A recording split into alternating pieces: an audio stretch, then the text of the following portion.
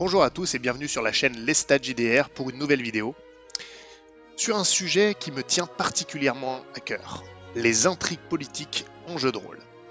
Alors, qu'on s'entende, je ne parle bien sûr pas d'insuffler des sujets politiques modernes dans les histoires de jeux de rôle, au contraire, je tente même d'en rester éloigné, mais je parle de conflits entre factions, que ce soit dans les hautes sphères des couloirs d'un palais ou dans les bas-fonds de rues malfamées. Les campagnes qui ont un haut niveau d'intrigue politique sont complexes, elles peuvent durer, elles sont riches en rebondissements, pour les joueurs d'ailleurs, et les joueurs peuvent découvrir tout un tas de secrets qui vont les tenir en haleine. Et donc, ce type de campagne est tout à fait propice à exposer les joueurs à des choix qui sont parfois cornéliens, et ça c'est un élément que j'incorpore dans toutes mes histoires. Donc forcément, j'ai une affinité forte envers ces types de campagnes. Pourtant, je constate à travers mes discussions que dans la communauté du jeu de rôle, que les intrigues politiques en jeu de rôle sont souvent délaissées. Et c'est pareil dans les actuels plays. C'est quelque chose qu'on retrouve assez peu. Et j'identifie deux raisons principales. D'abord, ces campagnes-là, à base d'intrigues politiques, peuvent apparaître complexes à mettre en œuvre. Et surtout, à mon avis, c'est le second point, il existe une croyance selon laquelle une campagne éminemment politique va forcément mener à des scénarios ou à des sessions au cours desquelles les joueurs sont des acteurs directs de ces intrigues politiques. Donc, partant de ces deux postulats, à travers cette vidéo, je vais tenter trois choses. D'abord, je vais montrer que penser intrigue politique dans la préparation des campagnes, dans la manière de les aborder, peut vous aider énormément à imaginer des histoires passionnantes, y compris des histoires qui n'ont rien de politique pour les joueurs. Que ce soit du coup de l'exploration, de l'action, de l'enquête. Penser politique vous aidera même à générer ce type d'histoire. Ensuite, et ça ne sera pas une surprise pour vous, je vous partagerai des éléments essentiels, selon moi, dans la préparation de campagne, dont la toile de fond est éminemment politique. Notez que j'ai précisé, dont la toile de fond est éminemment politique, car l'exécution, les parties elles-mêmes, ne le seront pas forcément. Effectivement, ce type de campagne, plus que tout autre, nécessite quand même une bonne préparation. Voilà, donc il y a pas mal de défis pour ce type de campagne, mais je soutiens qu'elles proposent un très bon retour sur investissement parce qu'une fois qu'elles sont lancées, elles sont parmi les plus faciles à mener pour peu qu'on pense à utiliser les éléments préparés à bon escient. Et c'est donc ce que j'aborderai dans un troisième temps. Alors allons-y. D'abord, créer un cadre. À mon avis, c'est l'élément essentiel ici, parce que je parle souvent de l'intrigue, de l'importance de l'intrigue en jeu de rôle pour un maître du jeu, vous le savez, que je place d'ailleurs souvent avant le cadre, avant l'univers. D'ailleurs, cadre et univers, c'est pas forcément la même chose, hein. Je dirais intrigue d'abord, cadre ensuite, univers en dernier, en termes d'importance. Mais pour une campagne ou un scénario politique, créer un cadre est fondamental afin de pouvoir laisser les joueurs dans un environnement qui est non linéaire. Et plus précisément, il faut créer un cadre qui est propice au conflit. Ça rejoint un petit peu ce que je disais dans ma vidéo sur la création d'univers, où je parle de mon processus de création d'univers, où l'univers il doit être propice au conflit pour être une source d'inspiration. Et bien là, il y a un parallèle avec les campagnes éminemment politiques. Donc, comment on va créer ce cadre? Quelles sont les étapes? D'abord, il faut choisir son échelle de conflit. Est-ce que ça va être surtout pour les conflits principaux, hein, des conflits à l'échelle internationale, interroyaume, ou est-ce que ça va plutôt être entre des régions, des duchés, ou plutôt même local? Parce que l'échelle des conflits va déterminer les types de factions qui seront en présence et l'impact qu'auront les conflits et leur résolution sur l'univers ou sur le cadre. Donc c'est important à mon humble avis de commencer par ça. Alors évidemment, on peut croiser les échelles de conflit, mais il y a toujours une échelle principale, j'y reviendrai là-dessus. Les échelles secondaires peuvent être d'ailleurs développées plus tard dans le déroulement de la campagne, pas forcément au début. Là on parle de la préparation de départ, donc on va essayer de choisir l'échelle principale. On y reviendra. En second, selon moi, il faut créer des factions avec leurs motivations et surtout leurs relations entre elles, entre les factions. Le fait de lier ces conflits à une histoire va permettre de crédibiliser ce qui se passe. C'est pas juste des relations entre factions, point barre, c'est bien qu'il y ait une histoire, une intrigue justement qui se déroule et qui a pour thématique ces luttes entre factions. Les factions et leurs motivations, leurs aspirations vont constituer le noyau de la préparation d'une campagne politique. Là, ça, c'est un fait indéniable, il faut vraiment comprendre ça. Et leur nombre, le nombre de factions, j'entends, et le nombre potentiellement de motivations associées à ces factions, va déterminer la complexité de la campagne. Même si la complexité peut aussi être influencée par l'échelle de conflit. Mais c'est vraiment surtout le nombre. Donc, quand vous débutez dans ce type de campagne, un bon nombre, c'est 3 factions. Moi, j'aime bien ça, c'est impair. Et on peut très bien avoir des campagnes très poussées là-dessus. On n'est pas obligé d'en avoir des dizaines. C'est pas un gage de qualité.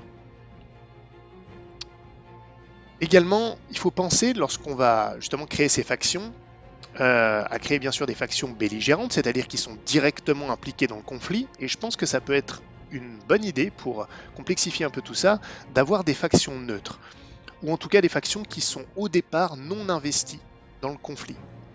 Parce qu'ensuite, c'est des factions qu'on va pouvoir tenter de ramener dans le conflit en tant qu'alliés, ou qui vont être peut-être justement abordées par les factions ennemies, suivant les factions dont les joueurs détermineront qu'elles sont ennemies d'ailleurs. Hein. C'est pas figé c'est pas gravé dans le marbre. Donc c'est bien d'avoir ces factions neutres. Ça vous laisse une certaine souplesse, une certaine marge de manœuvre pendant la campagne, de ramener de nouveaux intervenants. Donc là voilà, à ce stade, on a l'échelle de conflit qui nous a permis d'imaginer les factions. Si c'est entre royaumes, les factions, ça va être des royaumes, hein, clairement. Si c'est entre régions ou des duchés, les factions, ça va souvent être des duchés. Si c'est local, ça peut être des organisations au sein d'une cité, pour vous donner quand même quelques exemples, des groupuscules. Donc l'échelle, encore une fois, va inspirer le type de factions qui vont être présentes. On va avoir leur motivation, leurs relations entre elles, entre ces factions-là. Donc on commence à avoir une cartographie qui génère des intrigues politiques. Ensuite, il va falloir amener, dans ce cadre, on en est toujours dans la création du cadre, les personnages phares. Il va falloir créer des personnages représentatifs de ces conflits. Alors souvent, ça va être les têtes de faction. Évidemment, c'est un bon point de départ.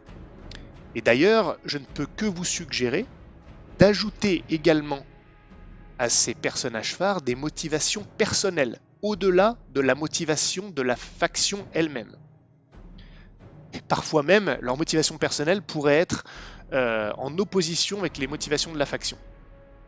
Alors souvent, s'il y a une opposition justement entre les motivations personnelles d'un personnage d'une faction et sa faction, le personnage n'est pas une tête de faction, en général. Ça va être un autre personnage important de cette faction. Voilà, parce que c'est encore une fois, créer des personnages, ça ne va pas forcément être que les têtes de faction, c'est un point de départ. Mais il y a d'autres personnages importants que l'on peut créer et qui sont affiliés à ces factions-là. Et comme je le disais, je pense que pour donner un peu de sel, il faut mélanger les conflits de factions avec les motivations personnelles, que ce soit les motivations personnelles des PNJ que vous créez, mais pourquoi pas des motivations personnelles des personnages joueurs si vous avez déjà une base pour ce qu'ont choisi les joueurs, parce que ça va complexifier tout ça, ça va donner du sel, ça va donner plus d'éléments au sein desquels naviguer, ça va permettre également de diversifier les sujets et de vous donner encore plus de sources d'inspiration. Ça, c'est vraiment important. Les campagnes d'intrigue politique doivent surtout vous servir d'inspiration, et on y reviendra, vous allez voir, pour vos histoires. En plus, ça va forcément impliquer des choix pour les joueurs. De créer comme ça une toile, les joueurs vont devoir choisir entre les factions qui ils vont aider, à qui ils vont s'affilier, à qui ils vont parler. Et pour ça, ils vont capitaliser sur les motivations des factions, ou pourquoi pas des personnages au sein des factions. Vous voyez, ça va créer des choix et des possibilités, et par conséquent, ça va créer une liberté pour vos joueurs. Plus il y a de choix, alors jusqu'à un certain point, hein, parce que sinon on peut aussi se noyer là-dedans, hein, attention. Plus il y a de choix, plus finalement il y a une réelle liberté. Et je pense que ce type de campagne est propice aussi à une liberté assez importante des joueurs. Toujours dans le cadre, une fois qu'on a l'échelle, les factions, les personnages, les motivations personnelles et de factions, je réitère un peu, il va être important également de déterminer un enjeu. Et oui, on a parlé des relations, des conflits entre factions, mais il faut un enjeu. Pourquoi il y a des conflits?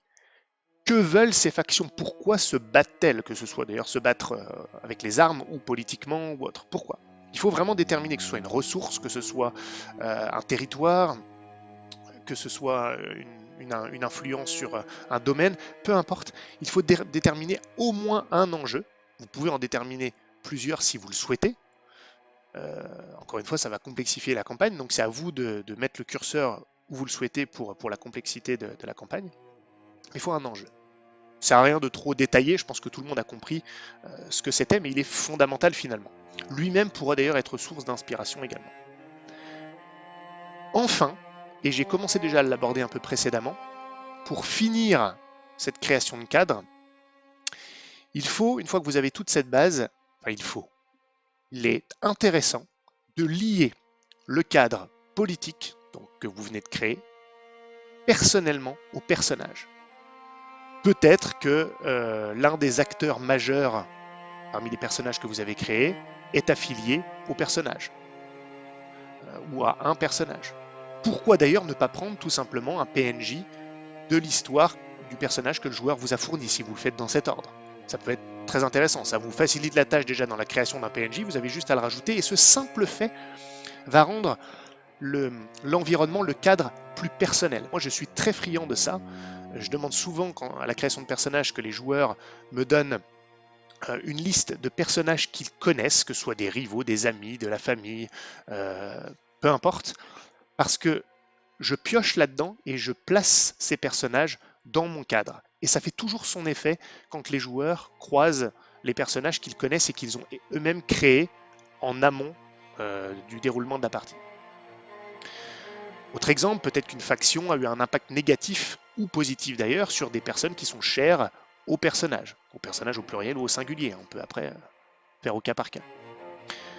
On peut également aligner les buts personnels des personnages joueurs avec le cadre politique, voire même les opposer, ou les aligner avec une faction en particulier, les opposer à une autre si vous voulez diriger un petit peu plus leur choix. Ça, c'est à vous de voir. Ça, c'est vraiment important parce que la personnalisation de leur implication va les pousser à s'intéresser au sujet du conflit, au sujet de s'intéresser à ces relations et à ces intrigues politiques, parce qu'il y a un côté personnel qui va les concerner directement. On en revient à ce que je dis toujours lorsque je parle des sujets de jeux de rôle, le fait de rendre l'histoire personnelle et viscérale. Les intrigues politiques en jeu de rôle sont très propices à cela. Il faut que les joueurs aient envie de s'intéresser ou de participer à ce contexte, même si, je le répète, et on y reviendra encore une fois, participer ne veut pas dire devenir jouer de la politique en jeu de rôle. On y reviendra. Donc voilà pour le cadre. Je pense que déjà, si vous suivez ces quelques piliers essentiels, vous allez créer un cadre propice à une campagne ou à un scénario dont la toile de fond est éminemment politique ou à base d'intrigues politiques. Maintenant, une fois que vous avez le cadre, il va falloir mener la partie ou les parties. Et là, il y a plusieurs choses que je voudrais aborder. D'abord, les types de scénarios que vous allez jouer. Une campagne, et je l'ai déjà donc dit et suggéré, une campagne à intrigue politique n'est pas forcément faite de scénarios de type politique. Ça, c'est extrêmement important à prendre en compte. Déjà parce que ça peut être ce qui vous rebute quant au fait d'envisager des campagnes à toile de fond politique, parce que vous vous dites, ah ouais, mais moi, mes joueurs, et même moi, on n'est pas trop on n'est pas trop adeptes de scénarios, de parties qui sont des intrigues politiques en elles-mêmes. Eh bien, sachez que ce n'est pas parce que vous avez créé un terrain propice aux intrigues politiques que vos scénarios seront à base d'intrigues politiques. Le but de cette toile de fond éminemment politique est de vous donner de l'inspiration pour des histoires qui peuvent être de tout type, action, horreur, exploration, enquête. Simplement, ces histoires ont pu émerger grâce au contexte politique. Mais lorsque vous allez les jouer, elles n'auront peut-être rien de politique dans l'action elle-même. J'ai fait une campagne où il y avait quand même pas mal de combats ou d'actions parce que le contexte politique générait des raisons pour les joueurs d'aller dans l'action. Mais c'est pas pour autant qu'ils étaient impliqués directement dans les intrigues de couloir. Vous voyez, c'est une notion très importante et je pense que ça peut encourager certaines personnes qui sont d'habitude rebutées par l'idée de jouer des intrigues politiques. Encore une fois, une campagne peut être éminemment politique dans ses enjeux et offrir de nombreux choix sans que les joueurs aient à s'investir directement donc, dans les intrigues sociales. Donc ça, c'est le premier point. Ne vous limitez pas sur les types de scénarios. Et vous pouvez bien sûr varier les plaisirs si c'est une campagne, avoir plusieurs types de scénarios, évidemment. Ensuite, il faut intégrer les joueurs lorsqu'on mène ce type de partie. Au départ, il va falloir créer une porte d'entrée dans votre toile. Souvent, ces intrigues, ces cadres, on l'a vu, peuvent devenir complexes. Les joueurs, il ne faut pas leur balancer la toile comme ça va être trop d'informations. Il va falloir qu'ils prennent conscience peu à peu de la cartographie politique, s'ils en ont réellement besoin. Donc, à mon sens, il faut créer une porte d'entrée dans votre toile pour les joueurs. Inutile de leur offrir immédiatement plusieurs portes. Surtout si vous débutez d'ailleurs dans ce type d'intrigue. Donc, ils peuvent rentrer par une seule porte dans ce cadre-là, et c'est au fil du jeu que vous allez rajouter des éléments qui vont étendre leurs possibilités. Je vous renvoie, si vous le souhaitez, vers ma vidéo sur la campagne de jeu de rôle à structure en diamant, qui évoque un peu ça, comment commencer par un périmètre resserré et ouvrir le champ des possibles joueurs petit à petit, pour ne pas les surcharger d'informations et les rendre maîtres du terrain une fois qu'ils auront rencontré plusieurs aspects du cadre. Donc il faut leur faire découvrir petit à petit la complexité de l'intrigue, pas tout leur balancer. Et donc l'idée, qui peut vous aider d'ailleurs, et vous allez voir pourquoi, à mon sens, les campagnes d'intrigue à intrigue politique sont des bonnes sources d'inspiration pour vos séances, pour vos scénarios, parce qu'à chaque séance, vous pouvez choisir un pan de la toile que vous avez créé et que vous souhaitez leur faire découvrir. Et vous en faites le sujet du scénario. Alors évidemment, au fil des séances, les croisements vont se faire naturellement et leur champ va s'étoffer. Vous pourrez faire croiser les pans de l'histoire. Mais voilà, vous avez un contexte, puisez là-dedans, prenez un élément de ce contexte et vous le mettez en lumière dans une séance. Vous voyez, c'est là-dessus, ces campagnes vont vraiment vous aider à créer des inspirations. Et puis au fur et à mesure, vous verrez, ça se fera de manière organique. N'ouvrez pas les vannes trop tôt. Une fois que le cadre est développé, on peut être tenté de laisser les personnages joueurs complètement libres, sans cloison. Je ne dis pas qu'il faut être dirigiste, mais si vous faites ça, vous risquez de perdre la maîtrise de votre cadre, s'ils sont libres complètement. Il ne faut pas ouvrir les vannes trop tôt. Présenter des situations et un certain niveau d'information au départ. Et faites en sorte que certains niveaux d'information ne puissent pas être atteints sans passer par des étapes précédentes. Ça permet de garder un certain déroulé et de préserver une maîtrise. Alors attention, parce que je sais que certains vont se dire « mais ça c'est du dirigisme ». Attention, je ne parle pas de ça, je ne dis pas qu'il faut limiter ce qu'ils peuvent faire dans une situation donnée ou avec un certain niveau de connaissance. Non, une fois qu'ils ont un certain niveau de connaissance, qu'ils en fassent ce qu'ils veulent. Là, il y a de la liberté. Je vous dis juste de penser peut-être un peu aux pelures d'un oignon. Pour arriver à celles du centre, il faut d'abord enlever celles qui sont plus en surface. Bien, c'est un peu ça. Parce que si vous donnez trop d'informations tout de suite et qu'ils peuvent faire tout de suite ce qu'ils veulent, il n'y a plus rien à découvrir, il n'y a plus d'étapes. Et c'est important de créer des étapes, ou en tout cas des niveaux de connaissances différents dans une campagne. Parce que c'est ce qui va les faire avancer, c'est ce qui va donner l'impression de progrès. Ça ne veut pas dire qu'on doit passer forcément par une séquence définie pour passer à travers ces étapes. Je parle simplement de niveau d'information. Donc, essayez de penser par couche, en quelque sorte. Ça vous évite que certains éléments incroyables de l'intrigue que vous avez réservés soient découverts au début. Vous protégez un petit peu les niveaux supérieurs d'information, sans que ça limite les personnages dans leur champ d'action au sein de ce qu'ils connaissent déjà. J'espère que la nuance a été bien comprise. C'est pas forcément simple à expliquer. Voilà pour les conseils qui me viennent sur la manière de mener ces parties à contexte éminemment politique. Enfin, dernier point que je souhaite aborder, c'est le fait d'ajouter l'intrigue, l'histoire, les événements qui vont avancer dans tout ce contexte que vous avez créé. Vous allez pouvoir, au fil des séances, étoffer les intrigues, les conflits, sans que ça s'oppose d'ailleurs à ce que vous avez déjà fait. Il faut maintenir une cohérence. Mais bien évidemment, parce que là, ce qui peut faire peur aussi sur ce genre de campagne, c'est qu'on peut dire, mais il faut préparer tout en amont, c'est un travail colossal. Alors, je ne cache pas que c'est un travail peut-être plus important que sur certains autres types de parties, c'est un fait.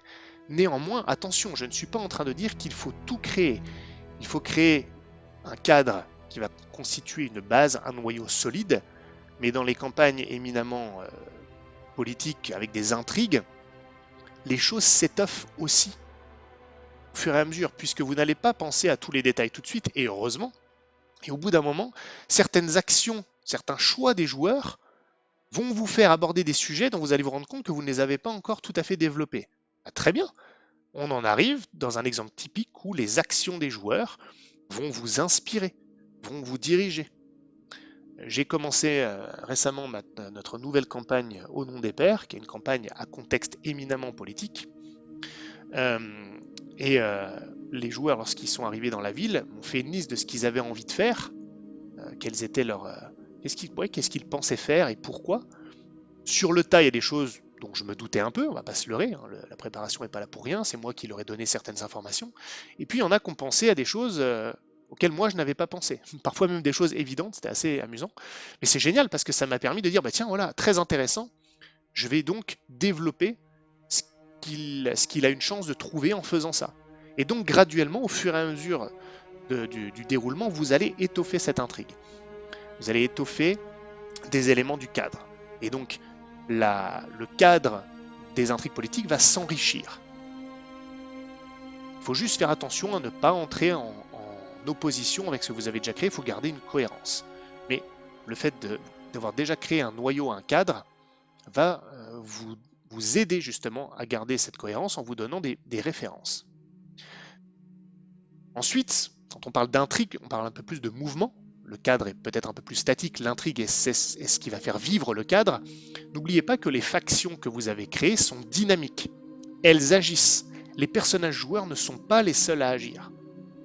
Donc de temps en temps, injecter des événements qui sont liés aux actions de ces factions. Ça va donner une impression de monde vivant et que le monde réagit, les personnages, les factions, à ce que font les joueurs, ou parfois pas à ce qu'ils font, mais à d'autres choses, et ça change les contextes, ça le rend mobile.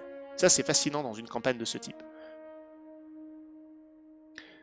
Par la suite, là, si vous vous sentez en confort là-dedans, à l'aise là-dedans, bien évidemment, développez des toiles dans les toiles. Un peu comme des sous-contextes. Un exemple, c'est si vous changez l'échelle du conflit, ou que vous apportez un événement ou un élément perturbateur qui vient d'une autre échelle. Je vous donne un exemple. Si vous êtes dans une campagne dont l'échelle est au niveau des royaumes, des factions qui sont des royaumes. Très bien.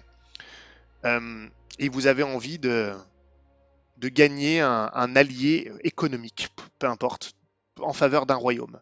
Mais pour ça, il faut réussir à s'octroyer les faveurs d'une ville, d'une cité-État. Bon, la cité, c'est un élément d'une échelle inférieure à celle des royaumes.